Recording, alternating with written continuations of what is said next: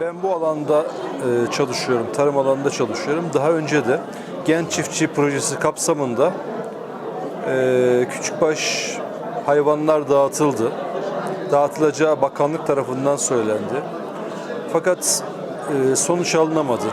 Bu hayvanların bir kısmının hasta olduğu sonradan anlaşıldı. Dolayısıyla oradan pozitif bir verim elde edilemedi. Devlet bu zamana kadar tarımı kalkındırmak noktasında üzerine düşen hiçbir şey yapmadı.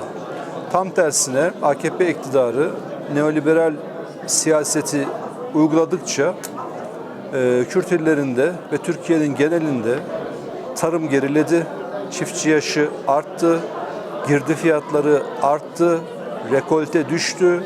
Mesela şu anda dün açıklanan TÜİK verilerine göre süt üretiminde önemli bir azalış meydana geldi. Niye böyle oldu? Çünkü insanlar hayvanlarını kesime gönderdiler. Bu politikalar son derece eklektik, sonuç almaktan uzak politikalar.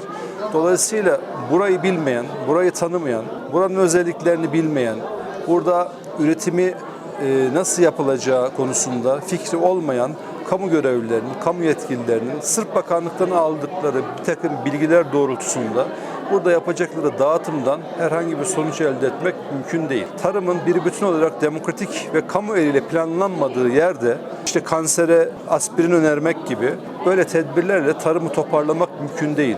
Merkezi olarak planlanan, kamucu bir zihniyetle şekillendirilen bir tarım politikası olmadığı için valinin de dağıtacağı bu şey valinin kendi icraatları olarak kalacaktır. Yani artık seçim sürecine girdi Türkiye. Dolayısıyla valilerin AKP yetkilileri gibi çalıştığını biliyoruz.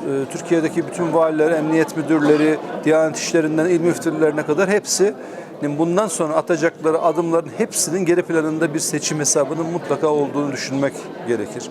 Bunlar iyi niyetli şeyler değil. İyi niyetli şeyler olsa Türkiye'de tarımsal sorunların nasıl çözüleceği üzerine binlerce makale var, yüz binlerce sayfa yazılmış kitap var ve bu işi bilen pek çok insan var. Bunlara danışmadan kafalarına göre iş yapıyorlar. Yani AKP'nin demokrasi dediği yerde demokrasi yoktur, özgürlük dediği yerde özgürlük yoktur. Eğer orman dediği yerde de ağaçın olmaması çok doğal, beni şaşırtmıyor doğrusunu isterseniz. Bu fide dikiminde de daha önce 1 milyon fide dikiyoruz diye bir çalışma sürdürdüler. Daha çok medya çalışmasıydı bu. Ama ben biliyorum ki pek çok yerde o dikilen fidelerin büyük bir kısmı kurudu, bakılmadı. Yani tarıma ilişkin şeyler seçim vaadi olarak yapılmamalı. Bir bütünlüklü politika olarak, bir kamu politikası olarak yapılmalı ve böyle örgütlenmeli. Bunlar anlık şeyler ve geçici şeyler. Bir sonuç alınmaz bu işlerden. Söz konusu olan tarımsa, Halkların Demokratik Partisi olarak çok bütünlüklü bir tarımsal politikaya sahibiz. Bu iki boyutlu. Bir taraftan uluslararası tarım tekellerinin ve neoliberalizmin Türk tarım üzerindeki etkisini ortadan kaldıracak kamucu politikalar, diğer taraftan da Kürt illerinde süren güvenlikçi politikaların sebep olduğu tahribatı ortadan kaldıracak politikalar. Bu ikisi yan yana geldiğinde gerçekten Türkiye yeniden kendine yeten, ihracata dayalı, ithalata dayalı olmayan bir tarım politikasını sürdürebilen bir ülke olacak. Bunun potansiyeli var ama bunu yapacak bir zihinsel dönüşüm kamu bürokrasisinde yok. Artık onlar bizim yapacağımız işler.